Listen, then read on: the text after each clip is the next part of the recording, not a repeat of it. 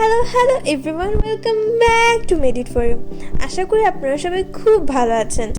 আজকে আমি আপনাদের সাথে কোনো রেসিপি শেয়ার করব না, কিন্তু একটা ইম্পর্টেন্ট টিপস আপনাদের সাথে শেয়ার করব। আজকে আমি হুইপিং ক্রিম নিয়ে 10টা ইম্পর্টেন্ট জিনিস বলবো, যেটা দিয়ে আপনারা হুইপিং ক্রিম তৈরি করলে আপনাদের হুইপিং ক্রিম অনেক ভালো হবে, কোনোভাবে গলে যাবে না। এই টিপসগুলো ফলো করে যে কোনো হুইপিং ক্রিম তৈরি করলে হুইপিং ক্রিম অনেক ভালো হবে। হুইপিং ক্রিম নন ডেয়ারি প্রোডাক্ট। নন ডেয়ারি মানে হলো এতে কোনো প্রকার দুধ জাতীয় কিছুই নেই, তাই এটা ফেটে যাওয়ার কোনো ভয় নেই। হুইপিং ক্রিম সাধারণত ভেজিটেবল থেকে তৈরি করা হয়। এতে সাধারণত কিছু কেমিক্যাল এবং ডালডা জাতীয় কিছু পদার্থ মিক্স করা হয় এবং জেলেটিন মিক্স করা হয়। আমরা দুধ ছাড়া অনেক ধরনের মিল্ক খেয়ে থাকি, যেমন সয়া মিল্ক, আলমন্ড মিল্ক, কাজু মিল্ক। এইসব মিল্ক দিয়ে সাধারণত হুইপিং ক্রিম তৈরি করা হয়। 1 নম্বর টিপস, আপনারা যখন হুইপিং ক্রিম তৈরি করবেন, যে পাত্রে তৈরি করবেন এবং বিটারের হ্যান্ডেলগুলোকে ভালোভাবে মুছিয়ে শুকিয়ে নেবেন। হুইপিং ক্রিম তৈরি করার সময় পানি লাগলে হুইপিং ক্রিম নষ্ট হয়ে যেতে পারে, গলে যেতে পারে, তাই অবশ্যই ভালোভাবে মুছিয়ে শুকিয়ে নেবেন।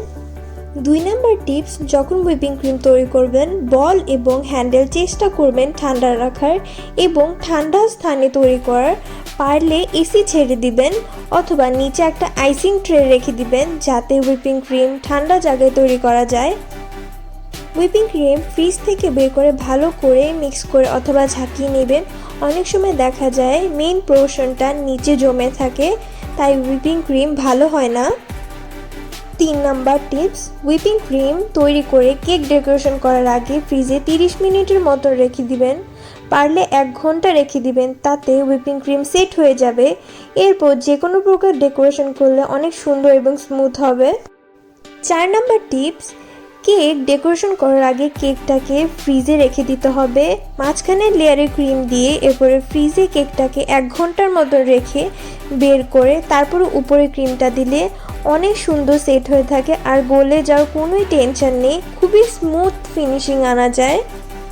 5 নম্বর টিপস, হুইপিং ক্রিমের ক্ষেত্রে কোনো প্রকার লিকুইড কালার ইউজ করা যাবে না, যে কোনো ধরনের জেল কালার ব্যবহার করতে হবে। জেল কালারের পরিবর্তে আপনারা ডাস্ট কালার ব্যবহার করতে পারেন। ফুড কালার মিক্স করার পর ফ্রিজে ক্রিমটাকে 30 মিনিটসের জন্য রেখে দিলে ক্রিমটা আবার আগের মতন স্টিফ হয়ে যাবে। 6 নম্বর টিপস, যখন বিট করব তখন অবশ্যই লো থেকে স্টার্ট করতে হবে, এরপর আস্তে আস্তে বাড়াতে হবে। বিটারটা গরম হয়ে গেলে বন্ধ করে রাখতে হবে। 7 নম্বর টিপস, হুইপিং ক্রিমটাকে বিট করার পর এতে হোয়াইট চকলেট গানাশ অ্যাড করে দিতে পারেন। এতে হুইপিং ক্রিমের টেস্টও অনেক ভালো হয়ে যায় এবং হুইপিং ক্রিম অনেক সময় স্টিফ থাকে, তুলনামূলক অনেক ভারী হয়ে যায়। 8 নম্বর টিপস, আপনারা এই ক্রিমটার মধ্যে সাইট্রিক অ্যাসিড ব্যবহার করতে পারেন অথবা ক্রিম অফ টার্টার ব্যবহার করতে পারেন অথবা ভিনেগার ব্যবহার করতে পারেন। এই সবগুলো জিনিস টক এবং এই ক্রিমটাকে অনেক সময় ভালো রাখার জন্য সাহায্য করে। এইসব টক জিনিস এই ক্রিমটাকে তাড়াতাড়ি ফ্লাফি এবং ফোমি করতে সাহায্য করে। 9 নম্বর টিপস, যখন হুইপিং ক্রিম তৈরি হয়ে যাবে তাতে আগার আগার মিক্স করে ফ্রিজে 1 থেকে 2 ঘন্টার মতো রেখে দিয়ে এরপর ক্রিমটাকে দিয়ে ডেকোরেশন করলে অনেক সুন্দর ফুল অথবা ফ্লাওয়ার তৈরি করা যায়।